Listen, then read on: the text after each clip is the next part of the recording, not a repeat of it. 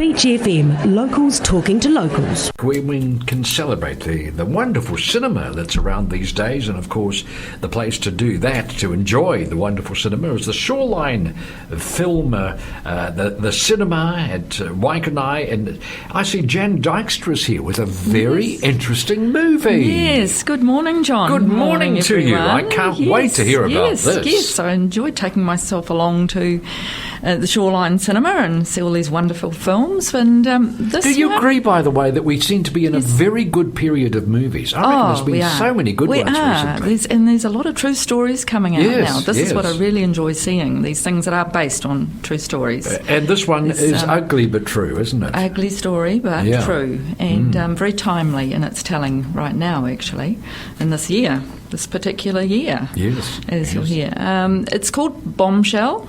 It has an M rating and a duration of 1 hour and 49 minutes. It's directed by Jay Roach, and the screenplay is by Charles Randolph.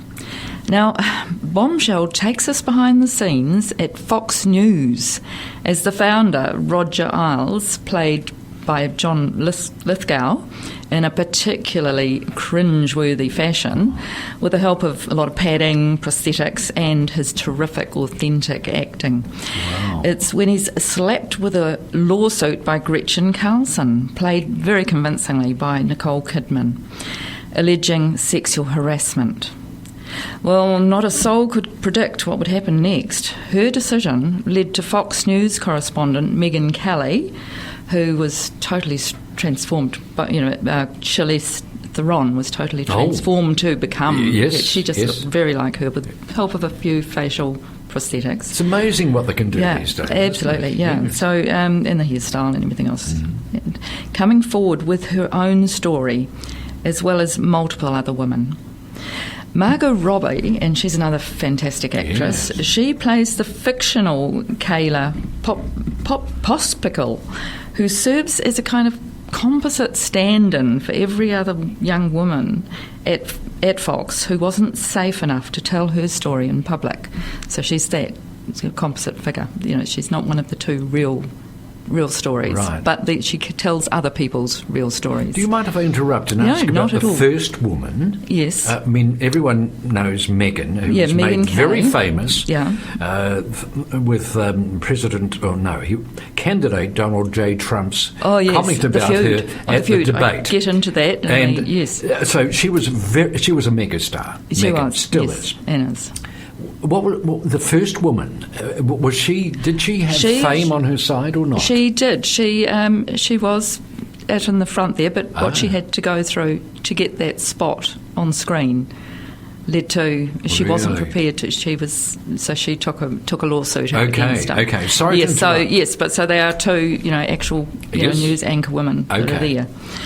And of course, the other one was hoping. She was aspiring. The one that Margot Robbie represents. Yes. Well, all these young women were aspiring to be on screen.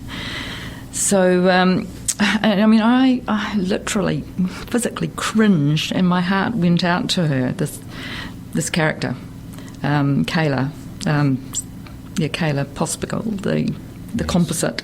Yes.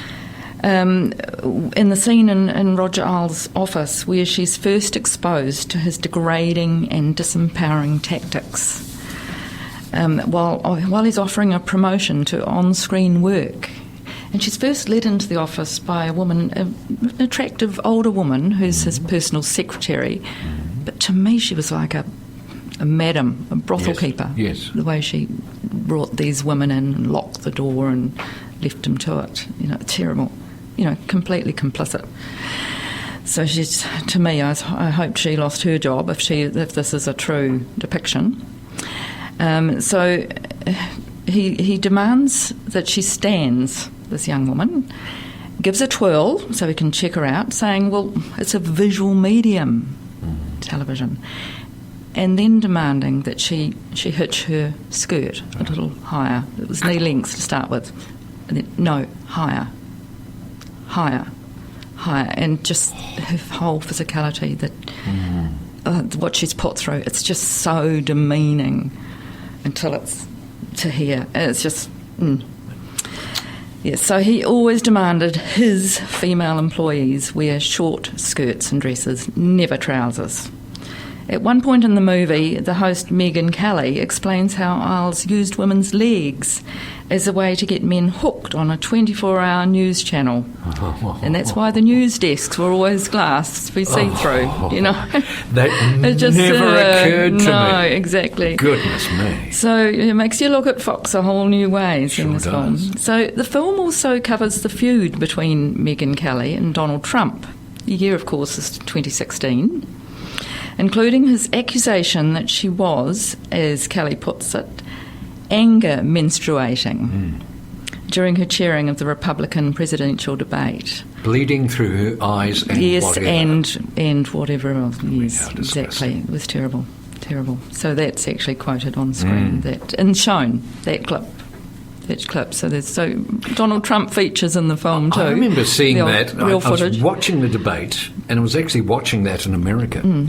And the chill that went around the room and the gasps of horror right around, and from the Republicans as well. It was just overwhelming. I just could not believe it. No one could.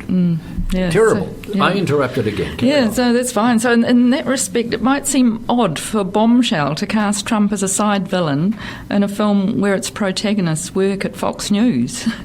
But it only adds to screenwriter Charles Randolph's wider point that women gain zero protection for themselves by upholding white supremacy. Wow. I found that really interesting. Goodness. Yes. So I found the film to be really well-paced, very well acted. It was an enlightening movie. I wouldn't say enjoyable. It's quite cringeworthy, but more a story with a powerful message that needed to be told as more of these stories are being brought to light. This seems very timely. You know, you'd have to be living under a rock to not know about the Me Too movement and what that's all about. So I'd say Bombshell, it's often difficult to watch, a hard and complicated story to tell, but its message is very clear. No woman is free from the patriarchy, even if she doesn't believe in it. So, you know, you mentioned Me Too. What's the chronology of this? Is this after Harvey Weinstein or not? Well, the film was made... when was it made? So possibly after that was all exposed, I would say. But this all happened in 2016, the sort of the expose, and he resigned in 2016, this Roger Ailes, and passed away a year later. Indeed. So I'm not quite sure of the time frame. Yes, it was obviously an enormous boost to the Me Too movement, which has changed our world, thank God. Yeah. John Lithgow, the wonderful comedic actor. I know, and yes, I really like him as an actor, and I still like him as an actor. But, as a comic as well. But in that character, he just gave chills to me, you know, so he did it brilliantly. Wow. He did it brilliantly. So good on him for taking on that part. Bombshell. Yeah. Where does the name come from, by the way?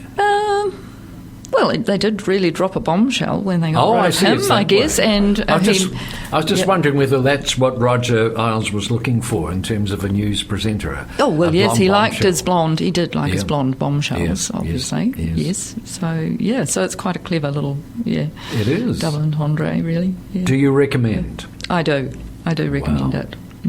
Excellent. Yes. And of course the place to see this excellent movie is the Shoreline Cinema. Yes, take a glass of wine or a coffee, something. Indeed, to you may need to fortify yourself. The nerves may be getting a life of their own. Some cringeworthy stuff in there, but very, very important. Bombshell.